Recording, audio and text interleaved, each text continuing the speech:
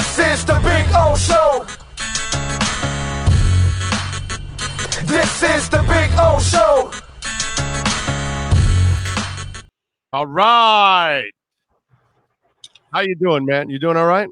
I'm doing excellent, man. Doing well. Did you know Cameron Smith is the next Tiger Woods now that he won the British Open? It's the next Tiger Woods. So he's let me see if I can pull out a calculator real quick. Yeah, he's number 47 now. 45th next Tiger Woods that we've come up with since Tiger first fell off. That's there's never gonna be another Tiger. It's okay. Bullshit. It's okay. He was awesome on his way out this past weekend. That's the only reason they watched. Yeah, like there's never going to be. I just had this conversation actually on ESPN radio with Myron Metcalf the other night, where look, man, golf has never been as captivating. And stay with me, audience. Has never been as captivating as it was when Tiger was dominant. It might be more competitive. It might be more popular now, but it was never as interesting. No, you're wrong. It's never, not even close to being more popular. Hell no, dude. I think with the younger audience, I think it's a little more widespread now because of the amount of competition, because of the depth on the field, because of the relatability of the people on there.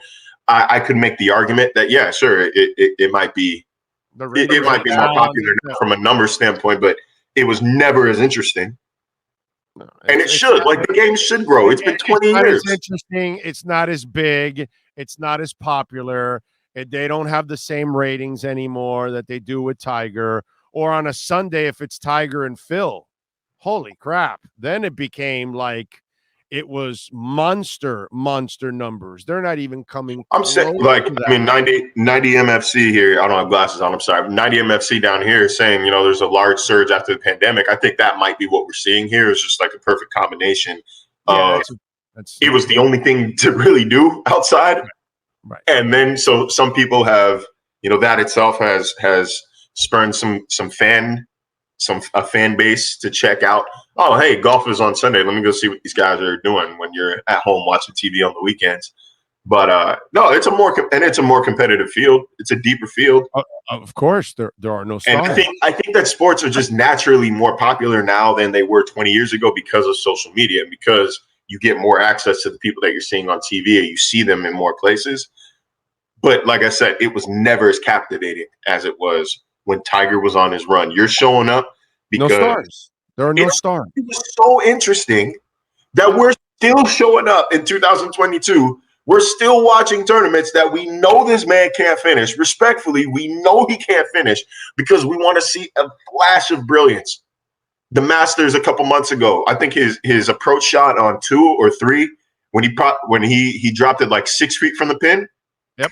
So that's why. That is why 2 million people showed up. And for him to win that green jacket 2 years ago was crazy. And when he won the U.S. Open on one knee right before he had to have surgery and all that, the shit he does, nobody's ever done and nobody ever will do. And that's a sport that is so desperate for one superstar. It has none. Okay, there is no Arnold Palmer, there's no Golden Bear, there's no Tiger, there's nobody there's no Gary Player, there is nobody, bro. It's just a whole bunch of names that rotate over and over and over again, and it's a new flavor of the week. You started off the interview with it. Like, is this number 40 something or whatever? Because it's the same shit over and over. And it started with David Duval while Tiger was still in his heyday, and Duval started, comes up. Oh, he's going to be the guy to challenge Tiger. And, they tried to come up with somebody new. And then as he was already dying out, then they're trying to find the next one. Oh, I mean, in my lifetime, it's been Rory, it's been Spieth, it's been Morikawa, it's been DeChambeau, it's been Koepka, it's been Thomas, it's been like all these. None of them. It's been Dustin Johnson, who might be the closest thing to it. You gotta admit, a guy with a cocaine problem named Dustin, that's freaking awesome. I mean, you can't, you can't set this up any better than that. Ish.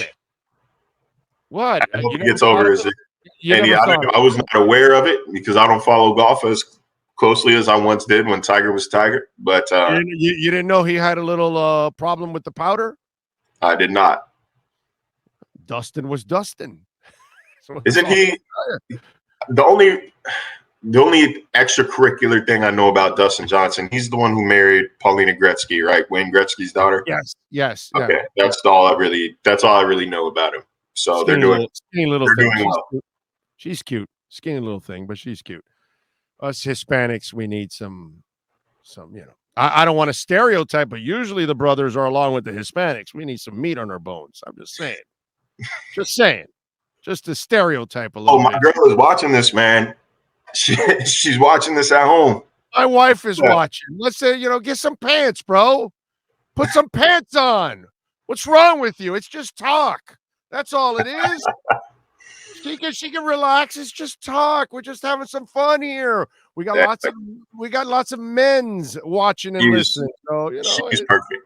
She is my perfect woman. So right. No, you're lucky. You're lucky. That's what I'm looking for. That's what his brother's looking for. You're lucky you weren't on with us for the Paige Sporanic segment. Then you really would have gotten in trouble. I don't even know who that is. Well, speaking of golf, she's she's a woman's golfer. I don't know where she ranks, but she's number one in the beautiful department. You don't know who Paige Sporanic is? I don't follow golf like that, man. I really don't. Really? Hey, look, I get paid to follow the Miami Dolphins in the NFL. That is priority number one. Everything else is kind of, cherry on top, whatever I feel like, whatever I got the energy for. But I'm sorry. Did you say cherry? Okay, wait a minute. Hold on. Wait a minute. Let us put some boom in it. Here is Paige Sporanic for you, my man. Number one in Maxim 100. Get that Edge energy drink can out of the way. What is wrong with you, Sean? Sean, my man, thank you. That is for introducing decency back into radio. How do you not know who Paige Sporanic is? Period.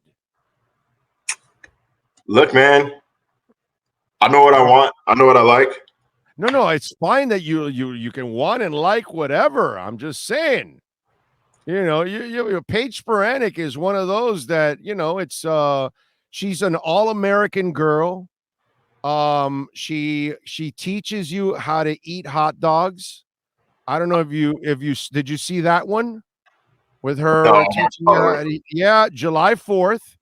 She taught everybody how to eat hot dogs, and I'm trying to find the video now, but I guess I passed it already, unfortunately. So yes, I'm trying to show you the video, but what can I tell you? Let me see. What do we have here? Oh, milkshake time.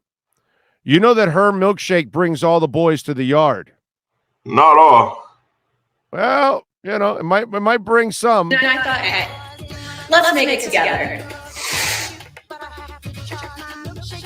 So let's make the famous milkshake. First off, that's how you're supposed to dress when you make a milkshake. Okay? Next up, we have some peanut butter. So there you go.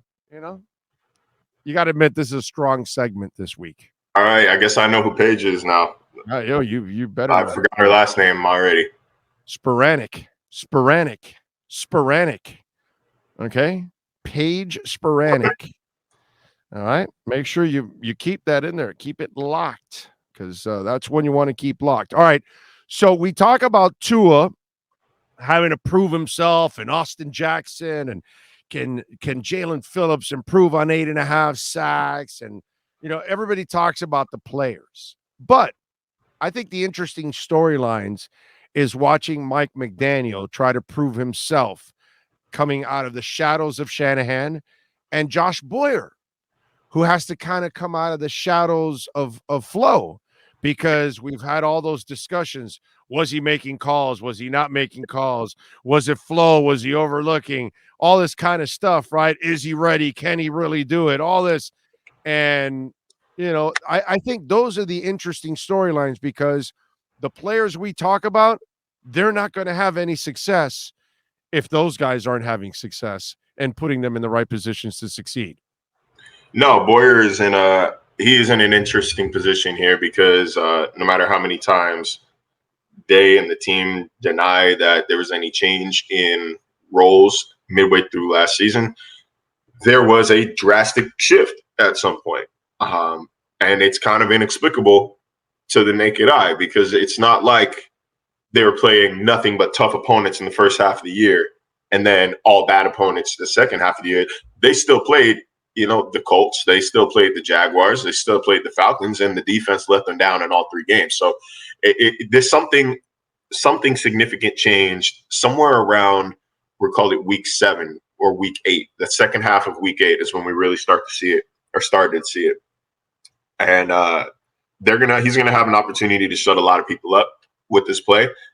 He has a lot going for him. However, the defense is returning every starter, and might even sprinkle in 1 or 2 based on who has a strong camp. And beyond the continuity, he has been around for three years. He's the staple of continuity on this coaching staff right now. So I think that this team is hinging a lot on the defensive side of the ball, and that second half of the season not being a fluke. That's why we didn't see a whole lot of shuffling, a whole lot of change on that side of the ball. They added Melvin Ingram and drafted Channing Tindall, and that's really about it. So they're running it back. They're prepared to run it back. It's the other side of the ball. Mike McDaniel does have some pressure on him too. There's a lot of people around the league who I've spoken with who will tell you that it was Mike McDaniel really running the offense, and Kyle Shanahan got a lot of the credit for it. But like, people around the league know who deserves the credit, and that Mike McDaniel is one of the most prevalent names in that situation. But he's got to call plays. I don't think that it's as big of a change as some people were making. Remember the discussion when he was first hired? Oh, did he call plays? He never called. He never did. Like, yeah, he did. Or at the very, very worst, he's been around one of the league's preeminent play callers for, we're going on 10 years now. So like, he's seen it. He has been right there. And there's only one way to get experience calling plays. You know what I mean? And it's to call plays. So like, it's not as big of a deal as I think people are making it seem. I think play design is maybe more important than play calling. You could teach play calling, you can learn play calling. It's a little harder to design the play and scheme your players open than it is to learn when to call what in whatever situation. That just takes experience. And ultimately that's what Mike McDaniel is going to get this season. So there's a lot of shuffling on the sidelines this year. There's a lot of guys who have pressure on them that are wearing headsets instead of helmets, and it definitely starts with those two. It starts with McDaniel, and it starts with Josh Boyer. Walk Dolphin fans through this. What is this week right now for the rookies while they await for the veterans next week to report? It's nothing significant. They walk in, they do a lot of classroom work, they do maybe a little bit of field work, a little bit of workout. It's not like I don't think it's exactly like rookie camp. It's just kind of like a reintegration into the building before the vets get here, and it's full steam ahead, just so these guys have a little bit under them, can get their feet under them before it goes pedal to the metal.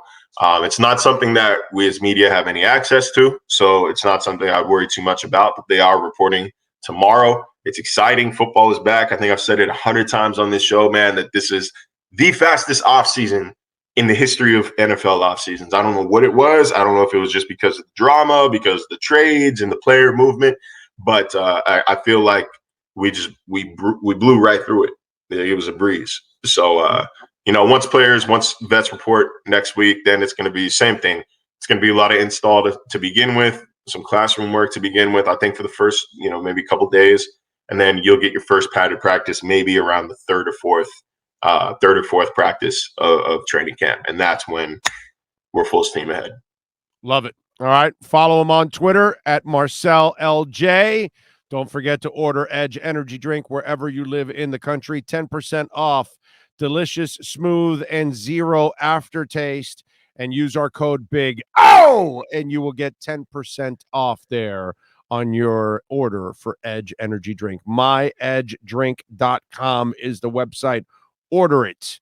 Marcel, as always, thank you, my friend. I appreciate you. We will catch up later on in the week. Yes, sir. And everybody interested, catch me on be on ESPN Radio co-hosting tonight, man. Starting to grow the star a little bit. Starting what to grow. After the home run derby. So as early as 10, as late as 11 to 1 a.m. Are you on with Freeman? It's Freddie and Fitz. Yeah, that's the show, but that's not who I'm co-hosting with. So Freddie's off tonight. Is what you're Freddie's saying. off tonight. Okay, no, Freddie's my guy. Freddie's my guy, so that's why I was saying if you were working with Freddie, tell him I say what's up because Freddie's my guy. I wish I was working with Freddie, man. I grew up listening to Freddie. I'm gonna, you know what? I'm gonna get Freddie on. I'm gonna call him and get him on a little bit. I love talking with Freddie. He's so good and he's a good dude. Voice, man. That is an all-time voice, all-time radio voice. But he's just a class dude. On top of that, I already know he's a terrific broadcaster, but he's just gold, bro. You know, he's a good dude, man. Really, really good dude. So good to hear you're getting that opportunity there. That'll be a lot of fun for you. All right.